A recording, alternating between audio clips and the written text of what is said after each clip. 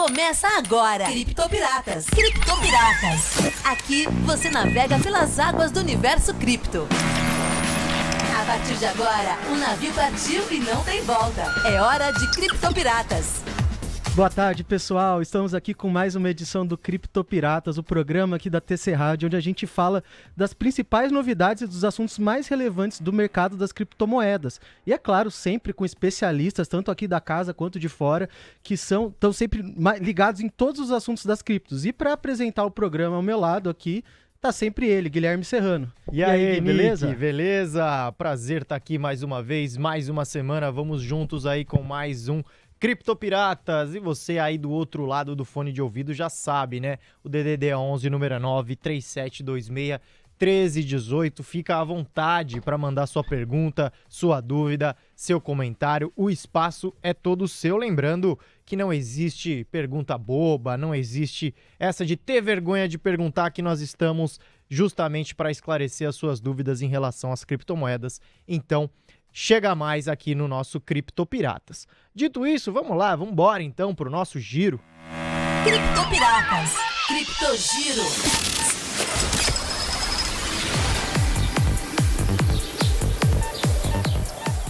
Destaque inicial para o Bitcoin, que tenta romper os 45 mil dólares em uma tendência de alta e contando com o otimismo do mercado. Gui, você sabe que a gente prepara esse texto um pouco antes, né? Pra você ter uma ideia, o Bitcoin já tá em 45.600 dólares. Mas, de qualquer maneira, a situação tá muito melhor do que na semana passada. Só para lembrar aqui, a gente tava falando de 38 mil dólares pro Bitcoin. Agora ele tá em 45, alto aí, quase nos 46. E, assim, disparou por quase uma semana, não de maneira contínua, mas vem crescendo, assim, de forma gradativa durante os dias. E com essa valorização, ele passou aí dos 850 bilhões de dólares em valor de mercado.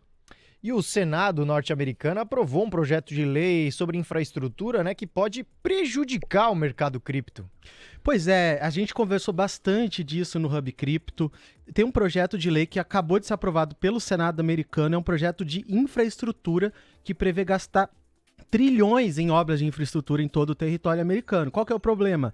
O texto original chamou atenção por prever que empresas ligadas direta e indiretamente ao mercado das criptomoedas deverão reportar os dados dos clientes à Receita Americana, a IRS.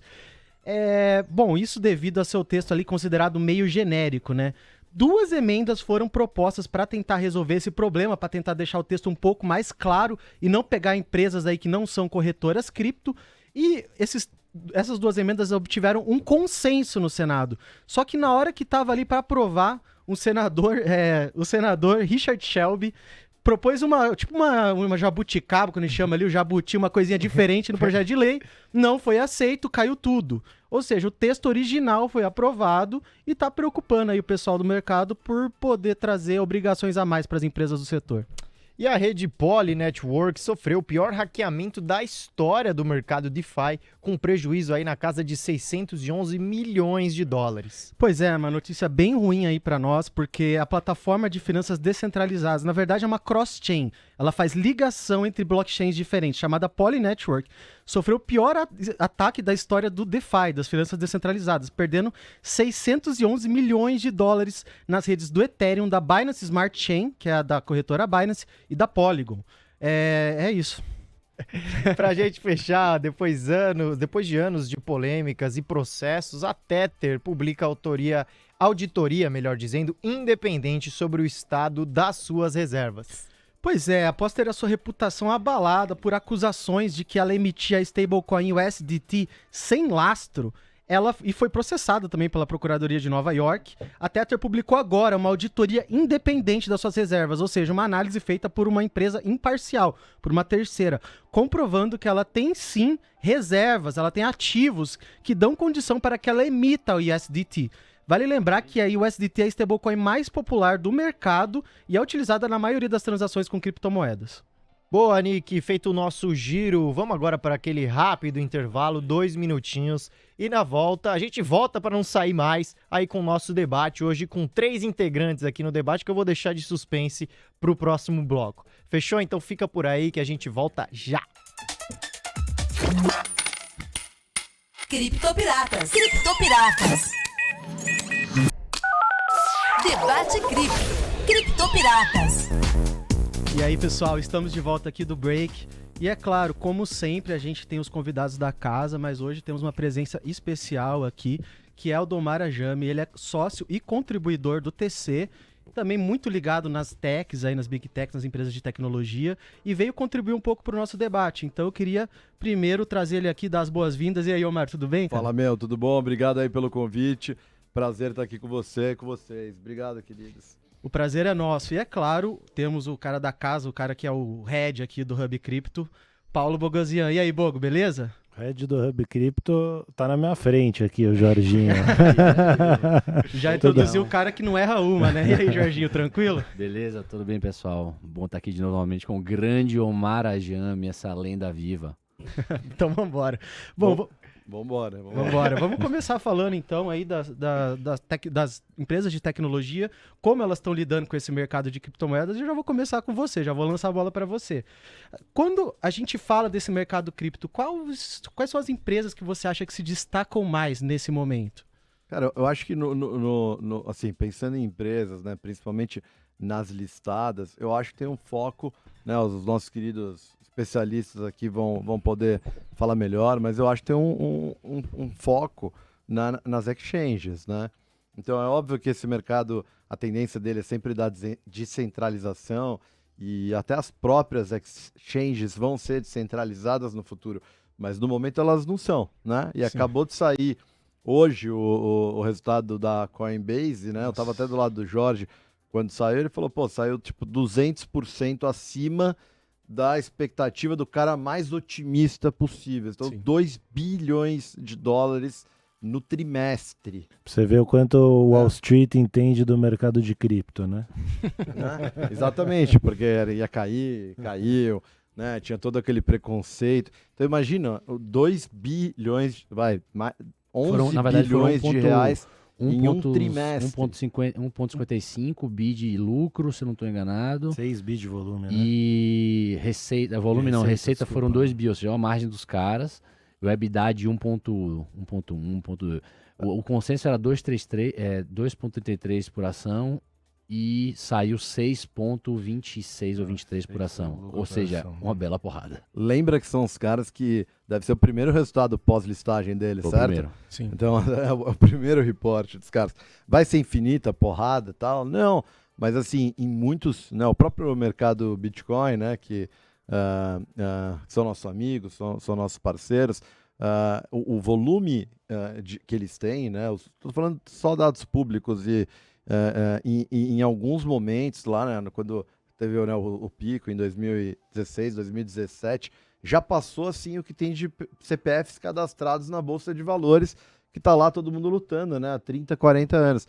Então assim, eu, né, que sou menos, eu tenho Bitcoin, eu tenho Ethereum, eu não sou especialista em cripto igual esses caras, mas eu acompanho, Claro. né, já fui em eventos, já conversei com caras do movimento, até com fundadores do Ethereum e tal, conheço um pouco. Caramba. Não no nível desses caras, porque é difícil. Mas assim, eu acho que as exchanges, eu acho que Square tá fazendo um trabalho, né, bem legal em relação a popularizar o Square e o PayPal, e são empresas, vamos dizer, de mercado financeiro até ontem, tradicionais ali com uma pegada tech. Daqui a pouco o Bitcoin tá mais... criptos estão quase... Assim, tá no horizonte, não tá? Não, tá. Bitcoin é 70% da receita da Square Pay. O Cash App é o principal produto da Square. E se for ver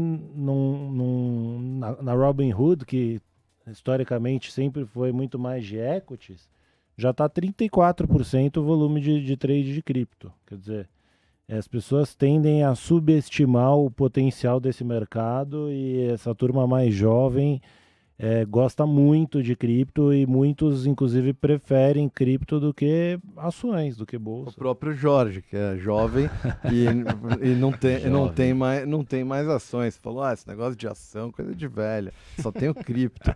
Não dá para tirar Cara, a a razão ação dá dele, muito né? trabalho, o cripto é muito mais simples. Eu parei de pintar aqui o cabelo. Preciso dar uma pintada aqui no cabelo e vou vir falar de cripto na próxima semana, já com outro título, assim, especialista em criptomoedas. criptomoedas. Botar a camisa, né? A camisa Bitcoin. Exato. Tá mais do que convidado. Não, a medalha, assim, com o B. Exato. Mas agora, falando sério, então, eu acho que os meios de pagamento, né, que estão conectados no sistema financeiro tradicional, como Square e PayPal, e as exchanges, e atenção especial, como o Jorge muito bem observou, nos caras que talvez não pareçam exchanges, né? Coinbase, Robinhood, quando eu penso, vem bolsa na minha cabeça, não vem cripto. E 30% já é cripto, né? Então, se a Coinbase está porrando desse jeito, a gente tem que ficar de olho. É um mercado com crescimento muito explosivo. Né? Sem contar que essa semana saiu uma notícia que era... Eu até falei uma vez na rádio aqui que eu achava que era um dos potenciais grandes catalisadores, etc., para continuar, né, o mercado indo bem, que foi a Apple Pay passou, através de uma parceria com a Coinbase, a aceitar no Apple Pay dá para comprar cripto com Apple Pay, etc., né? fazer uma série de transações ali. Eu imagino que a Samsung Pay não esteja atrás e o próprio Google Pay não esteja atrás. Caso contrário, né, é um revenue que só quem vai ter nesse tipo de transação vai ser a Apple, né? Para quem não usa ainda, tipo, eu saio de casa quase sempre com o meu celular. Sim. Né? Documentos eu perdi quase todos nos últimos... Me perguntam como você perdeu todos os seus documentos. Eu falo um por um. Os cartões de crédito, quando você tem que pedir o cartão que você perde todo dia, e aí você tem que mudar em 10 lugares. Então eu uso só Apple Pay. Então você aperta aqui, né? Quem não usou, aperta 2 vezes, mostra o rosto, pum, paga a conta, acabou. Né? Se você ficar sem bateria, melhor ainda, porque aí alguém tem que pagar para você. Ainda tem esse gato bom, viu? Agora, brincadeira à parte, igual quando você compra alguma coisa dentro de um aplicativo, dentro de um jogo, qual a vantagem, né, do Apple Pay? A vantagem é que você não tem que inserir os dados do seu cartão, se cadastrar, se identificar. Tá tudo pronto. São literalmente ali dois cliques e você comprou. Então, ele facilita a venda impulsiva. Ele descomplica a venda, que apesar de não é impossível, às vezes é burocrática, é um saco, o cara tá com preguiça. Então isso aumenta drasticamente, né? Tradicionalmente o número de transações, você ter o cartão armazenado ou ter esse acesso fácil. Não sei como airlines ainda não colocaram aqui no Brasil, porque é uma das coisas mais chatas, uma parte lá normalmente está preenchida, mas tem uma parte gigante que fica lá embaixo que não... Gotan, às vezes tem que colocar seu nome 3 vezes, cara. É, um negócio assim muito louco. Né, pra comprar uma passagem. É impressionante. E fora que se passar o cartão de crédito no ar, é um negócio assim, e aí eles te dão um recibo em papel, assim, é um negócio muito analógico, muito old school. Muito old school. Né? É muito louco, de fato. Bom, pode falar. Não, e quem que agora falou que vai começar? A AMC, mas aí eu acho que entra um pouco, não sei o que vocês acham, aquela rede de cinemas americana que foi até... alvo, eu ia falar vítima, mas na verdade ela não foi vítima. Pelo contrário, ela foi salva. Ela foi salva, né, por uns memes daqueles do Reddit e tal, e vão começar a aceitar Bitcoin, o que acho que é mais um PR stunt, mas, assim, eu acho que os intermediários, né, a Apple, a Square, a PayPal, esses caras aceitando, o lojista não liga se você paga com Visa ou Mastercard ou Diners Club ou American Express. Ele quer receber o dinheiro, ou com débito, ou com crédito. Pode mudar alguma coisa na taxa, né? Mas o dinheiro tá lá. Então acho que vai ser a mesma coisa. Sem contar que, assim, no vácuo, cripto tem menos taxa do que o cara cobrado se ele for receber um pagamento de cartão de crédito. Muito menos. Então. Isso a gente está falando dos incumbentes, né? Se a gente falar de empresas como a Strike Pay, que usa Lightning Network, quantidade de taxas assim é baixíssima. Você paga menos de 1% para mandar um pagamento, inclusive para outros países também. Eles muito menos. É tão pouco que você só paga efetivamente o spread, né? Que é a diferença entre compra e venda num book de Bitcoin, que é ultra líquido. Então você está falando de coisa de 2, 3 basis points, né? Ou seja... Inclusive, eu falei aqui da Lightning Network, você deve estar vendo aí na sua tela, a gente está com o QR Code de assinatura do Hub, e amanhã a gente vai soltar um relatório sobre a Lightning Network, que é o que tem potencial de tornar Bitcoin uma moeda, um meio de troca, né? Uma moeda, um dinheirinho da internet, como as pessoas gostam de pensar. Porque hoje o Bitcoin é uma reserva de valor, mas ele não serve para micropagamentos e pequenas transações do dia a dia. E a Lightning Network é uma camada de pagamentos que é construída em cima da camada base do Bitcoin e que vai permitir essa hiper-bitcoinização que o pessoal fala. E assim, né? Eu sou mais tecnologia, né? Cripto tô aprendendo, mas só tem um jeito do seu aplicativo, do seu sistema operacional, da sua rede, da sua empresa ser ágil o suficiente. É se der errado.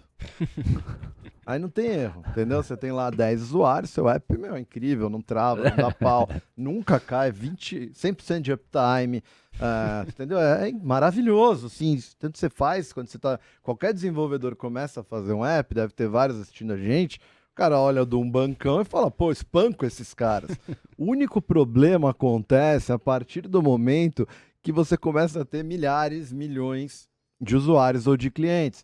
A partir daí, tudo se quebra, né? Se você construir um prédio de, sei lá, 50 andares para morarem, sei lá, 150 pessoas, de repente estão morando 20 mil famílias lá, você vai ter alguns problemas, né? Muitos, né? Exato. E é exatamente isso que acontece com qualquer tecnologia que começa a ter uma escala de adoção muito grande. Então, o que a gente vê com o próprio Bitcoin, com o Ethereum, e, obviamente, outras criptomoedas, em grande parte, são resposta a essas situações, ainda que não tenham a adoção, são problemas de escalabilidade, né? E, assim, a Apple tem problemas de escalabilidade, a Tesla tem problemas de... Qualquer empresa que dá certo, ou qualquer rede que dá certo, você tem que depois falar, opa... E tem um fato, né? tunar, essas redes, por serem centralizadas, essas empresas por serem centralizadas, elas conseguem, de forma mais rápida, resolver os problemas de escalabilidade. Só que o que elas deixam de ter? Elas deixam de ter a parte que o Bitcoin tem de não ser censurável, de ser descentralizado, é uma rede que roda a 99,9% de uptime desde que começou a funcionar.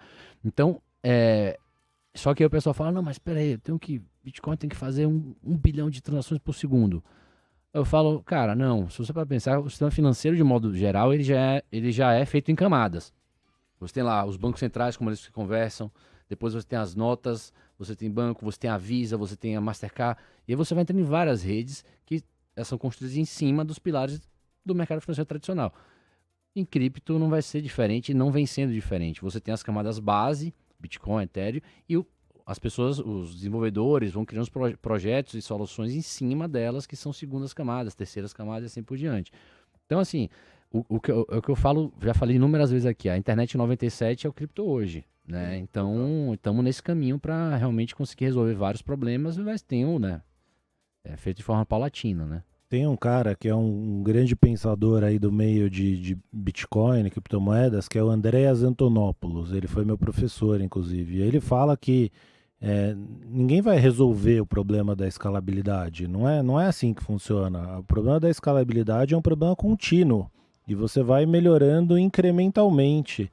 E esse é um problema que ele vai continuar sendo um problema, entre aspas, mas que o protocolo e o projeto vão encontrando maneiras de resolver esse problema. E não é do dia para a noite estar resolvido o problema, descobrimos a solução da escalabilidade. Não é. É criando camadas, com... evoluções incrementais ao produto. E isso que às vezes acho que as pessoas não entendem é que não tem como ser diferente. Por exemplo, você faz você tem poucas cidades planejadas, tem, sei lá, Brasília, mas aí você tem outros problemas, né? Mas assim, você tem uma cidade tipo São Paulo, você cria um prédio, um shopping, um centro comercial, aquilo pode dar certo ou não, e a maneira como aquilo, a adesão que aquilo tiver, né, como der certo, e a dinâmica do resto da cidade, sei lá, se está tendo uma pandemia, se não está, se as pessoas estão usando Uber ou se todo casal tem 2 carros, isso muda toda a dinâmica ali, né, em termos até de a fluidez do negócio. Então, você não consegue resolver um problema para uma escala que ninguém nunca resolveu antes, porque você não sabe qual o problema que você vai ter que resolver, né? Então, e também tem um pouco de tentativa e erro. Sim. Um pouco Exato, não, total. bastante. É totalmente tentativa e empírica, erro, né? sim. O cara fala, não, puta, tem uma ideia que vou resolver. Quando o cara bota pra implementar, sim, não funciona. Sim. E aí você tem que ficar iterando. E cidade é assim, né? Aquilo que vocês falaram, né, da escalabilidade, Steve Jobs fazia analogia entre telefone, computador ou tablet de um carro ou um caminhão, ou uma moto ou um caminhão.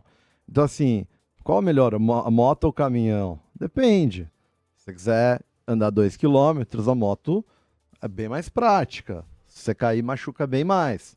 Né?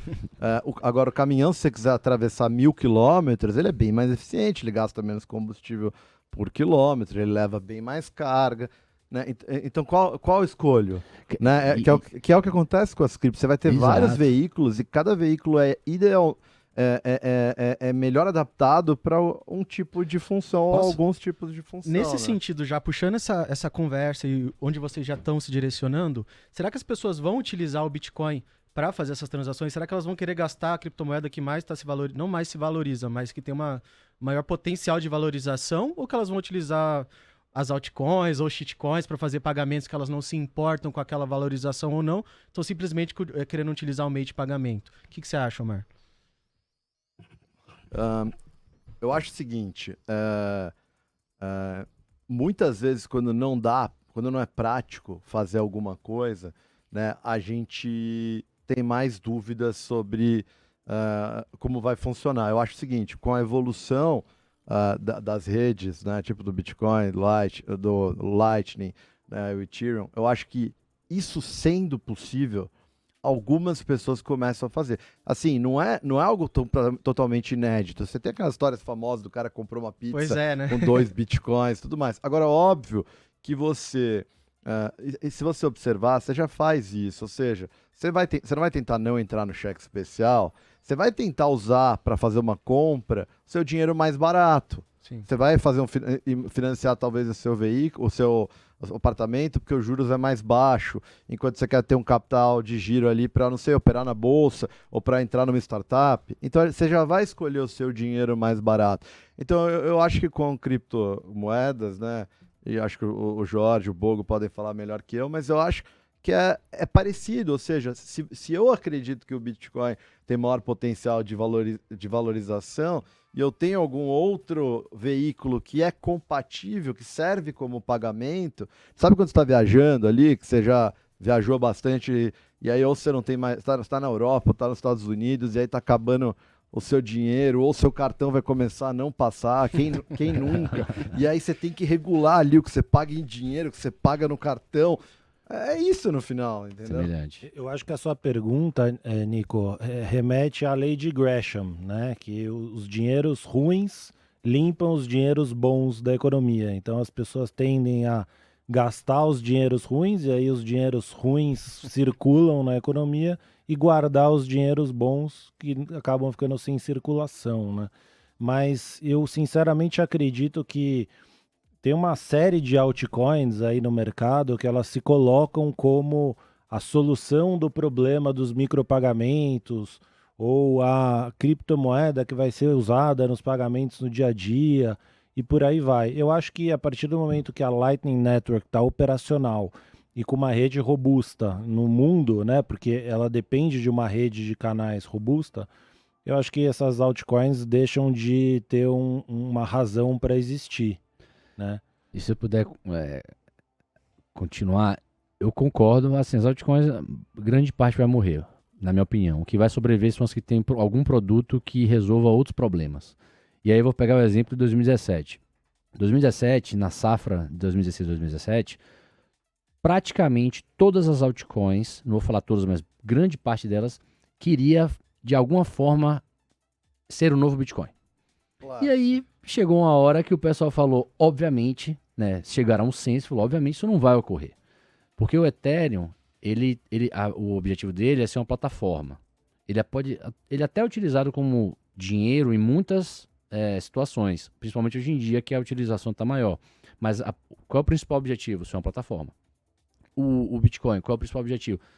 Ser uma reserva de valor que um dia, se o ciclo continuar, se torna um meio de troca, né? Medium of exchange. Então, assim, eu acho que as altcoins, nesse sentido, elas vão acabar wearing off, vão morrer em algum momento. E aí eu acho que vai ter uma não vou falar uma briga, mas vai ter o Bitcoin e o Ethereum, eles vão ficar ali sendo sempre dois dinheiros de uma forma ou de outra para algumas aplicações, né? Se você quiser, sei lá, comprar um NFT na rede Ethereum, você não vai comprar com Bitcoin, você vai comprar com o Ethereum. Mas para o mundo real, o Bitcoin tem um apelo muito grande, tanto é que lugares como El Salvador já está tendo uma aceitação muito grande através da Lightning Network e tudo mais. Então, é bom separar, né, o que elas se propõem do que efetivamente se vai ter sucesso a proposição delas. Né? Uma das coisas que eu sempre gostei da visão do Jorge, do Bogo, que assim, se tem uma coisa que a história da tecnologia mostra pra gente, é que toda vez que alguém fala que vai ser o próximo tal coisa, normalmente você venceu. Então, the iPod Killer, the iPod Killer, the iPod Killer. Qual foi o iPod Killer? O iPhone, ninguém conseguiu. Então tinha Zune, tinha todos aqueles... Verdade. O mundo inteiro tentando destruir o novo Walkman. Quem destruiu? O iPhone. Então foi a própria Apple. Aí depois o iPhone Killer. Agora o Tesla Killer. Todo mundo vai fazer melhor que a Tesla. Porque todo mundo quer ser a Tesla, entendeu? Então por que todo mundo quer ser o Bitcoin Killer ou the next Bitcoin? Porque o Bitcoin ganhou. Exato. Então é óbvio que você ganhar em tecnologia nunca é final. Mas é tão difícil que tem uma durabilidade razoável. E tecnologias descentralizadas, né, como o Bitcoin, apesar do que muita gente acha, elas não são estáticas, né? Você tem a única coisa que elas têm de diferente é que em vez de ter lá um CEO ou ter um Product Manager, um gerente de produtos que vai decidir, vai falar, a gente vai fazer o Bitcoin agora ir para a esquerda ou para a direita, você tem que ter um consenso, né? Então, as pessoas votam, ou o grupo, a quantidade de desenvolvedores que tem, ou com hash power, que é poder de processamento, ou com alguma outra forma de consenso. E esses projetos, eles vão eles vão evoluindo. E qual a vantagem do efeito de rede, né? Normalmente, os projetos com maior adoção vão ter vão ter uma comunidade de desenvolvimento melhor e mais sólida. É óbvio que você vai ter sempre lá o pirata mesmo, o underdog, o cara que fala, eu vou começar do zero e reinventar a roda. E muitas vezes isso dá certo. Por isso que a gente não pode descartar, nunca vai ter outra criptomoeda que não o Bitcoin ou o Ethereum. Mas olhando do jeito que está atualmente, não tá tão fácil para os caras como eles vão falar em todo o white paper, afinal eles querem... Vão tentar vender, né? Afinal eles querem receber uns bitcoins também. Né? Cara, mas achei sensacional esse insight aí de se tiver alguém querendo fazer o próximo produto que seja, você já ganhou. Achei genial, é exatamente isso. O Marajame, o nosso Naval Ravikant brasileiro. E nesse sentido que a gente está falando aqui, quais serão as estratégias que as empresas que vão adotar ou já estão adotando as criptomoedas vão utilizar nesse, digamos, futuro próximo? Vai ser como a MicroStrategy, que converte as reservas em Bitcoin? Ou elas vão, sei lá, vão investir em empresas que têm, por exemplo, empresas listadas na Bolsa, que estão ligadas a esse mercado? Qual investimento você acha que faz mais sentido agora? Olhando, é claro, não dá para prever muito para frente. A princípio, assim, e eu não tô. Com todo respeito mesmo, assim, ao cara. Quando o Michael Saylor, lá da MicroStrategy, começou a comprar Bitcoin, até brinquei com o Bogo e tal. Falei, cara, esse cara, ou ele vai ser o maior gênio do século, ou ele vai preso. Sim. E aí, dependendo da semana, eu falava, vai preso, gênio. Vai preso, gênio. Tá voltando a ser gênio, tava quase sendo preso. Então, assim, é um caso muito diferente, sim. Porque é um cara que, tipo, deu all-in no caixa, colocou o caixa inteiro da empresa, pegou dívida, 1 bilhão, 2 bilhões, 3 bilhões, e saiu comprando mais. Então, assim, o que a empresa dele faz, que são os produtos lá de BI, ninguém nem mais quer saber. Ele é um fundo alavancado de Bitcoin. É um ETF. É um ETF que tem um cash flowzinho lá alavancado de vender os softwares lá. Que tem um site lá, virou assim, tipo não sei, a empresa dele virou quase que um souvenir de Bitcoin, né? Eu acho que ele é um cara na profissão errada. Ele deveria ser um gestor de fundo de investimento, ou um FIA, ou um VC, porque ele é um cara que é bem visionário. Sim. Se você vê as entrevistas dele das antigas, falando sobre a Apple... Então, assim, quando eu comecei a ouvir, como acho que todo mundo, você começa a ouvir da MicroStrategy, eu mesmo falei agora falei que era com todo respeito, mas deu uma brincada, uma debochada, sem dúvida. Mas você vai ver as entrevistas, tem 2 tipos de maluco. Tem aquele maluco que o cara regala o olho e você fala, meu, esse cara tá completamente fora de si, né? E tem o outro tipo de maluco que você fala, puta que pariu, é isso. Esse cara E é um aí maluco você, gênio. quando vai contar pra alguém, você arregala o olho e você fala, cara, compra tudo, entendeu? Daí não faz mais sentido quando você vai explicar É pro outro. óbvio, mas assim, nem todo mundo pode se dar o luxo de dar all-in Claro. em alguma coisa. Normalmente é uma estratégia ruim por um motivo muito simples. Muitas vezes a gente tá errado. É arriscado. Todos nós, né? Então, agora, o nível de convicção que esse cara tem é impressionante. reconfortante, te dá um pouco de paz de espírito. Se ele tá fazendo isso... E ainda mais porque você olha o histórico do cara, é um cara com uma puta formação, um cara que quando todo mundo falava que a Apple ia morrer, que hoje em dia ninguém sabe que a Apple era a pior empresa do mundo que ia morrer. Quase quebrou, né? Que era um fracasso. O Steve Jobs era o maior fracassado público do Vale, assim, tipo, ele não podia ir nas festas que iam bater nele. E deu no que deu. Então, assim, não desistam, né? Se esse cara mensagem conseguiu... fica, né? Não desista. Mas, assim, o caso da MicroStrategy, mas respondendo a sua pergunta, eu acho que a maioria das empresas que não vão ter um perfil tão arrojado Sim. como o dele. Agora, o que vai acontecer é, conforme você vai tendo avanços de preço ou uma menor volatilidade, isso não quer dizer que os preços não podem subir, mas talvez subir num ritmo diferente. Eu acho que a gente está longe ainda desse dia, né? Não sei se vocês concordam, mas a gente vai começar a ter mais empresas adotando. O cara, hoje, o gestor, o CFO, qual o mandato dele, né? Qual a missão dele na empresa? É preservar dinheiro muito mais do que fazer dinheiro. O cara não... Assim, claro que você tem CFOs que tem essa característica de serem mais traders, de fazerem um hedge no dólar, mas não é o tradicional. O tradicional é uma... O cara tá na defesa, ele não tá no ataque, entendeu? Sim. Agora, a partir do momento que empresas internacionais, a própria Apple, todo o call de resultados, eles têm uma variação absurda, né, por causa das diferenças de câmbio.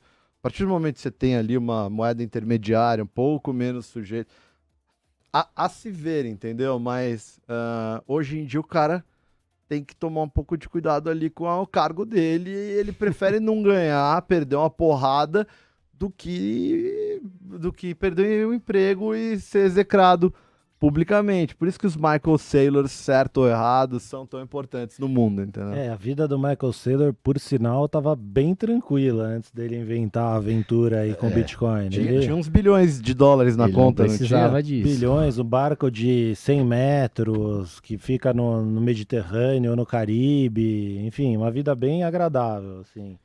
O cara, assim, e ele não deu all-in só na empresa, né? Deu all-in na física. Esse cara é raiz. Não, ele é muito Isso, raiz. assim, você tem que respeitar. Você tem que respeitar o balls. O cara tem big balls ali. Não, né? esse cara é muito raiz. É que ele não chama tanta atenção quanto o Musk, né? Quanto o Elon Musk, porque o Elon Musk faz produtos que são muito mais visíveis, são físicos, aliás, né? São carros elétricos. Então as pessoas olham pro cara e falam, porra, esse cara é foda. E o Bitcoin... Também tô trazendo, o cara tá botando os negros pra ir pra Lua, espaço. pra Marte, claro, né? não. Então, Mas você sabe que eu sempre pensei isso, assim, eu acho que as melhores empresas, de verdade que eu acho isso, elas têm um aspecto visual, entendeu? Sim, tipo, é essencial. nos produtos. Porque, assim, por exemplo, não sei lá, o Twitter, o próprio Google tem alguns produtos físicos, mas é um tipo de relação. Mas, sei lá, o cara que faz um Mac, que faz um iPhone, entendeu? É outra coisa. A gente é humano e a gente interage com a realidade dessa maneira. Então, o software ainda é uma coisa meio bidimensional. Ele tem no mínimo uma dimensão a menos pra gente. É como né? quando você entra num site, ele é mal feito, você já pensa naquela empresa, pô, essa Exato, empresa exato. aqui é Porcaria. atrasada. Então não o cara é, faz carro é associação 0 direta. a 100 em 2 segundos, objetos bonitos, foguetes. Isso dá um punch adicional. Mas, cara, quem não conhece, Michael Saylor, CEO da MicroStrategy, ouve o cara falando meia hora, 40 minutos Sigam no Twitter. no YouTube. Se você não sair respeitando o cara, meu... Não, Agora, se ele tá certo é outra história. e Mas o tem cara que é ver foda. também os views mais antigos dele. Não, Isso que são exato. impressionantes. Isso. Porque é diferente você falar assim, o cara tá dando esse call hoje. Cadê o nosso saque aqui? Deveriam ter trazido. Não, tá proibido. Mas como o Memo tá de férias aqui, vamos torcer pra ele não tá brincando mesmo. Mas você falou do produto ser visual, né? A MicroStrategy, acho que até hoje, mesmo com toda essa publicidade em cima da empresa, sempre foi aquela ação esquecida da bolsa, né? Acho que até hoje as pessoas não entendem o que a MicroStrategy faz. É um software de business intelligence, assim. E eu já até testei lá, pedi um demo do produto, assim. Não tá claro por que essa empresa vale nem que seja $500 bilhão, que é quanto ela valia no passado, né?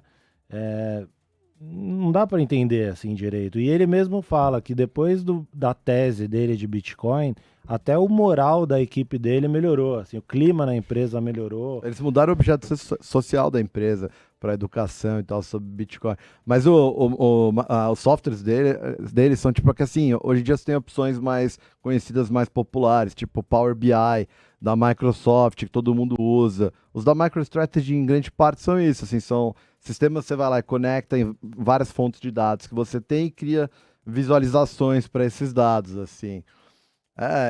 E eu adoro ver vídeo velho dos caras, né? Se você olhar o Chamate lá... Palha Raptia. Eu nunca vou saber falar isso. Só você, Chamate. Ele tem uns 7 amigos gregos. Sei lá, indiano, tudo bem, desculpa, gente. Eu sou tão ignorante que tá bom, passei vergonha, mas vamos lá.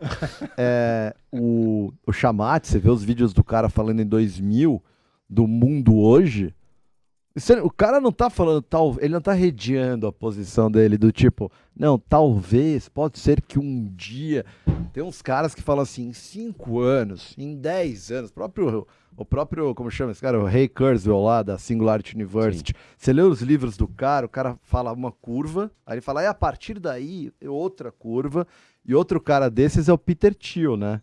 Sim. O cara lá muito em 99, raiz, de terno e gravata, falando, não, porque vai vir, nem existiu Bitcoin, e o cara já tava falando do Bitcoin, não, né? Tipo, dá vontade de... Tinha que ter uma NFT pra gente ver se esses vídeos... Nossa, que emoção. Pra gente ver se esses vídeos são de verdade ou se os caras publicaram agora recentemente e estão enganando a gente, né? Pô. Cara, tem um livro que é incrível. Pode ser. Tô brincando, gente. Como é o nome? Essencialmente, o cara fala... Ele é um livro de 97, se não estou enganado, eu vou lembrar o nome daqui a pouco. Que essencialmente o cara fala do futuro. É um livro de 97. E aí... Hoje, se você ler esse livro, ele tem uma série de capítulos, né? Até a metade dele, mais ou menos, ocorreu. Só que ele fala de coisas mais pra frente. Então, assim, alguns caras falam, cara, esses caras vieram do futuro. Porque... O Ray Kurzweil é assim, a metade que não aconteceu, você fala, não tem como. Só que a metade que aconteceu, aí você volta na primeira página e fala, deixa eu ver de quando esse livro, 99, puta, fudeu. Cara, eu fui numa palestra da Jovem Pan, chamava Mitos e Fatos, eu acho. Um evento da Jovem Pan em 2018, que eles trouxeram o Peter Thiel. Nossa. E o Peter Thiel, em 2018, ele falava que justamente o mundo ia viver nessa dicotomia entre o modelo chinês de surveillance completo de indivíduos sem liberdade versus um modelo do Bitcoin e das criptomoedas, um mundo descentralizado onde os seres humanos têm muito mais liberdades individuais. E aí, quando teve essa discussão na China sobre proibição de Bitcoin, de criptomoedas, e quando a gente escuta as histórias acerca das Central Bank Digital Currencies que vem aí, que conseguem monitorar cada passo do ser humano, eu lembro muito dessa palestra dele. E, pessoal, a gente tá falando muito o papo tá rolando de uma maneira aqui que eu não consigo nem trazer outros assuntos, mas eu vou continuar porque tá muito interessante. Só um ponto, lembrei o livro, The Sovereign Individual. Esse livro Indivíduo soberano. Esse livro é treta. Bicho, parece que veio do futuro. A gente falou muito da parte visual aqui, dos aplicativos das empresas, e é claro, a interface desses aplicativos de criptomoedas e criptoativos em geral, acho que é muito importante para auxiliar na adoção deles ou não. E, por exemplo, Bogo, você acha que a interface dos criptoativos está em que patamar hoje em dia? Claro que é uma variedade enorme, né? Tem as corretoras, tem as plataformas descentralizadas, mas você acha que já estamos num patamar que as pessoas podem entrar ali e vão entender ou ainda está difícil? Fazendo um paralelo, você estava me fazendo a pergunta e eu estava pensando um paralelo para fazer. Então, fazendo um paralelo com o mundo dos videogames. Eu não sei quantas pessoas vão lembrar, mas as criptomoedas já passaram da fase Atari. Né? A fase Atari foi nos últimos ciclos, eu acho. Agora a gente está numa fase assim, Super Nintendo, quando eu tinha o Street Fighter. É uma boa analogia. Essa analogia. Ainda está bem longe de ser uma realidade virtual, um PS6. Né, um PS6, exato.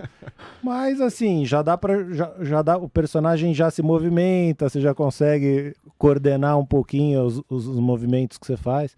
Mas agora, voltando para a vida real, eu acho que ainda a pessoa que não é fluente em tecnologia, eu acho que ainda gera muitos medos e preocupações. Eu mesmo já mandei dinheiro para um contrato errado e eu perdi aquelas criptomoedas. Quando você vê a primeira vez aquele hash, né? Nossa. Você assusta. Ele não sei, podia ser mais bonito, né? Podia ser um Não, cara, QR Code florido, redondo. O QR Code também é feio pra cacete, né? Mas O cara a gente que inventou acostumou, o QR Code, se ele tivesse feito aula de artes, o mundo ia ser um lugar maravilhoso. Você já viu umas alternativas de QR Code que tem? Não. Puta, tem uns lindos, cara. Depois olha. Por que tem não implementam, né? Esse é o negócio. Nem sempre a melhor tecnologia vence. Nem sempre a tecnologia mais rápida, mais barata, mais... Vence o cara que estava no lugar certo, na hora certa, teve uma adoção suficiente, e agora se o cara colocar no cardápio do restaurante dele lá um QR Code redondo e colorido, tudo bem, assim. ninguém vai jantar, entendeu? E Pessoal, só uma coisa que eu queria falar em relação ao que o Bogo falou, concordo totalmente com ele, eu acho que você tem os dois extremos, então você vai ter tipo Coinbase e Robinhood, e não à toa esses caras estão na frente. Facinho de usar. Que os caras começaram há bem menos tempo do que os bancos tradicionais. Você vai olhar, sei lá, o Chase, o Morgan Stanley, o JP Morgan, o Bradesco, o Itaú. Os caras estão nesse game há 20, 30, 50, 100 anos. É óbvio. E me impressiona a quantidade de pessoas de tecnologia que não entendem isso. Se você criou uma empresa bem-sucedida 50 anos atrás, daqui a 50 anos você está ferrado. Não tem jeito, porque você tem uma base absurda, você tem os seus mainframes rodando milhões de transações e não dá simplesmente para você parar o mundo e trocar os motores do avião andando. Claro. Do outro lado, você tem tipo a própria Binance e tal, que tem UI e UX legais, mas já é uma coisa meio é um submundo ali. Sim. E tem o submundo mesmo ali, né? O mais raiz. Uma coisa que, assim, uma das coisas que fez eu não entrar em criptomoedas antes era justamente, se eu mandar para o lugar errado eu vou perder e tal. Então, uma coisa assim, para qualquer tipo de nova tecnologia, vai atrás e aprende, mas não deixa o medo te impedir, porque muitas vezes impede a gente. E se você não entrar pela linha de comando lá, pela Binance, eu entrei na Binance e falei, isso é incrível, um dia eu vou saber usar, mas eu ainda não cheguei nesse dia, então vamos de Coinbase. Mas você começa, entendeu? Ô Gui, você falou que tem pergunta aí dos nossos ouvintes? Isso, o Diego Oliveira de Minas Gerais, ele pergunta o seguinte, se vocês conhecem alguma criptomoeda, algum token ligado ao mercado de cannabis, ele cita ainda o Rasta Cake. Estão familiarizados? Não. Eu vi uma que virou vapor. Não, mas pelo nome eu não criaria muita confiança nesse Aqui é a hora que o cara se entrega, né? Eu não queria muita confiança nesse superprojeto, hein? Olha, eu vou te falar, eu já tive interessado em investir na indústria de cannabis e não existem boas opções em cripto, tá? Então... na época eu escolhi um fundo, se eu não me engano, era um ETF de cannabis, que não é o ideal, porque ele segue aquele Canary, que é o ETF das empresas canadenses, que já é super valorizado, mas aí você tem produtos mais sob medida para investidores qualificados e profissionais, que aí você consegue investir em empresas mais em early stage, e aí é interessante, mas não é disponível pelo menos através das corretoras locais e bancos locais. É isso que eu ia falar, assim, se você, brincadeira à parte, se você quer investir em cannabis, eu não tentaria necessariamente achar um veículo cripto. Eu pesquisaria qual o melhor veículo, entendeu? Concordo. Seja em cripto, seja um ETF, na bolsa você pode abrir uma conta, sei lá, na Avenue, na Nomad, coisas desse tipo, ou direto lá fora, ou você pode achar outros veículos e outras maneiras de investir, mas não escolhe, você quer investir em cannabis, então escolhe o melhor projeto de cannabis, não escolhe pelo veículo, o Por ser veículo cripto, é né? o meio, e você está interessado no fim, foca no fim. Vem Boa. empresas boas, né? Porque tem empresas boas, sérias, em vários lugares do mundo, nos Estados Unidos, Canadá e tudo mais. Então tem que ir nesse sentido. Se essa empresa que é a melhor do setor emitir uma cripto que te dá direitos, existe ali algum tipo de segurança, né? Aí é outra história. Mas, pega projeto do nada assim, normalmente não é o melhor canal, né? Não é o melhor escolha. E nessa linha ainda que a gente estava falando um pouco da interface, tava voltando, né, antes da pergunta da cannabis, vocês consideram que os NFTs, essas plataformas de negociações de tokens não fungíveis, estão um pouco melhor no sentido da interface? Vou começar por você, Jorginho. O que você acha? Porque eles são um pouco mais agradáveis de se olhar, né, de comprar, talvez. Tem duas coisas aqui. Você está falando do NFT. Sim. O NFT, ele naturalmente, né, Visual. a maioria das vezes ele tem um quê visual, não necessariamente, mas a maioria das vezes ele tem. Visualmente, obviamente, ele é melhor. Então, o produto em si, ele é feito para ser dessa forma. Quando você vê outros tokens, o Bitcoin, etc., as funcionalidades, os objetivos são outros. Agora, olhando plataformas onde você compra, trade, etc., elas têm melhorado, mas elas não estão ainda no ponto ótimo, porque no final do dia a interface delas acaba sendo cripto. E vamos pensar o seguinte, cripto, no estado que a gente está hoje, é como se a gente tivesse assim, na época ainda que você tinha lá o Netscape e seu pai entrava para mexer, ele não sabia mexer, mas se você fosse mais novo, você conseguia. Né? Pois Discador, entendeu? Então tá mais ou menos nesse caminho. A evolução, obviamente, hoje é mais rápida do que era naquela época. A tecnologia tem esse benefício, né? Ela evolui mais rápido. Se a gente olhar em 2017 e comparar com hoje, você fala, é impossível que isso se desenvolveu entre 2018 a 2021, 2022. Você vai falar, não tem como. Mas aconteceu. Então, todas as interfaces de cripto, elas ainda estão em desenvolvimento. Aí é um guess meu, que é uma discussão que eu vejo bastante em cripto também. Por que tá assim? Porque normalmente quem tá em cripto mais forte é o cara que é o dev. Né? Você tem cara de produto e tal, mas a grande maioria é dev. Então, diferente de ter um cara na Apple, por exemplo, que o cara fala, mas o produto pode até não ser o melhor produto do universo, mas ele precisa ser mais bonito. Então, isso, a partir do momento que o cripto se torna esse aspirador de talentos, pessoas do mundo tradicional que fazem isso muito bem, elas vão começando a entrar em cripto, e aí você começa a ter uma outra onda de mudanças, que é uma mudança mais de usabilidade, de UX e UI, na minha opinião. Ser difícil, eu acho que o Jorge colocou de um jeito muito, muito, muito legal, muito didático, né? Pois Assim, ser difícil mostra que uma tecnologia está no começo. Né? Quando ela evolui, sei lá, o Google é parte da vida das pessoas, a Alexa, né? Quantas mães e pais usam, e avós usam coisas tipo Alexa e tal, e você pensar, é um negócio ultra complicado. Na verdade, é uma das coisas mais sofisticadas que tem em tecnologia hoje, que é você, via voz, né, reconhecimento de linguagem, você usar uma inteligência artificial para dar comandos para um computador, que antes você ia ter que digitar numa tela em preto e branco. Então hoje, se a gente ainda está na tela em preto e branco, essencialmente a gente está no começo da tecnologia. E você vê que esses caras que estão porrando são justamente os caras que conseguiram pegar esse mundo, vamos dizer, mais punk, mais underground, e dar uma roupagem para vender para os caras que não são tão raiz, ou tão techs, ou tão geeks, ou como você quiser chamar, mas que de alguma forma acham ou entendem que aquilo é o futuro, entendeu? Eles foram lá e desbravaram e fizeram uma pousada ali no meio da Amazônia.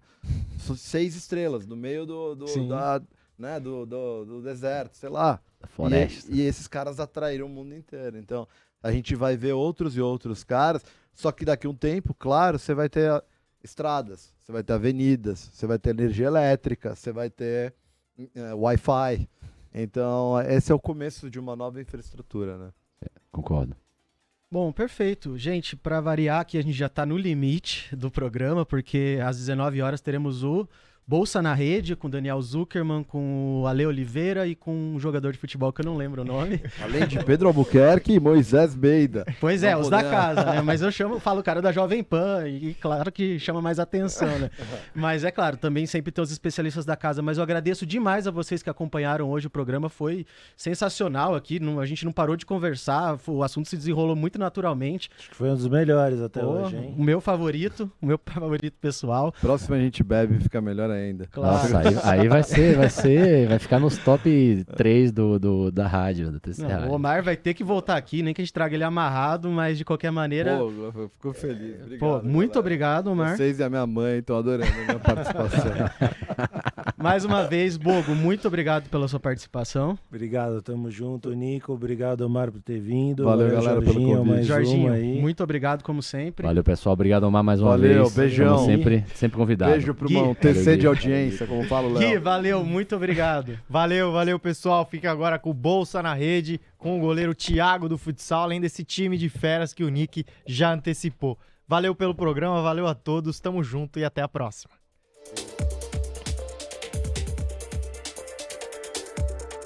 E aí, curtiu a viagem?